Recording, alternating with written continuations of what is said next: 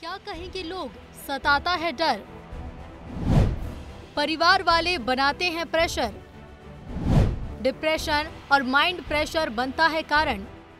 महिलाएं बताती हैं कि जब उनके साथ किसी तरीके की घटना होती है तो वो किसी को भी बताते हुए डरती हैं। यदि किसी को बता भी दें तो वो उसे दबाने की बात करते हैं। कई बार तो पढ़ाई तक छोड़ने की नौबत आ जाती है।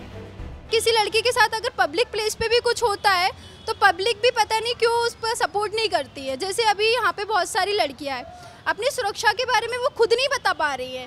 जब उनके साथ कुछ गलत होता है तो कैंडल उठा के खड़ा होने का दम रखती है, लेकिन कुछ करने का जुनून नहीं है उनके अंदर। दिमाग में यही आता है कि जब लड़कियों के साथ गलत होता है तो कोई सामने नहीं आता। जब वो खुद लड़की सोचती है कि मैं कुछ करूं तो वो एक तो फैमिली प्रेशर रहता है, सोसाइटी प्रेशर रहता है, खुद डिप्रेशन में चली जाती है, ना कुछ कर पाती है। एक तो या फैमिली सपोर्ट करे, सोसाइटी उसे सपोर्ट करती नहीं है, फैमिली सपोर्ट करेगी या पुलिस सपोर्ट करेगी। इधर जब थाने जाते हैं तो पुलिस सहयोग तो करती है, पर बाद में कोर्ट कचहरी से भी डर लगता है। पुलिस का कहना है कि जब कोई महिला आती है तो उसकी पहचान ना उजागर करने की शर्त पर कार्रवाई करते हैं और उससे ज्यादा कोर्ट कचहरी में परेशान ना किया जाए, इस तरीके से पूरी व्यवस्थाएं भी करते हैं। तो कहीं ना कहीं महिलाओं के और बच्चों के मन में ये भय होता ही है कि अब आगे क्या।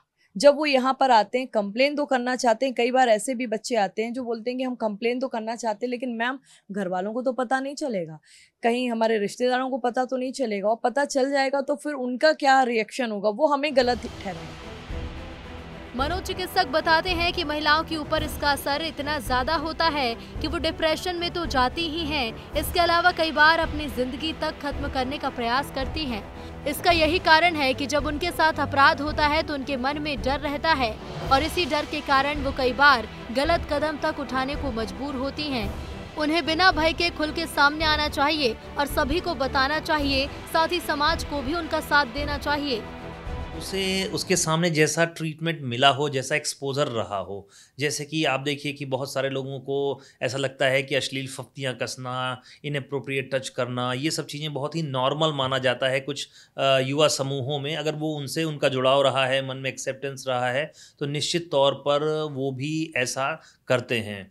और कई बार जो यौन कुंठा है उसका भी बुरा परिणाम देखने को मिलता है। जो पॉर्न है, जो वेब सीरीज़ में जिस तरीके से अश्लीलता परोसी जा रही है, वो भी महिलाओं के प्रति यौनाचार को बढ़ावा देती है।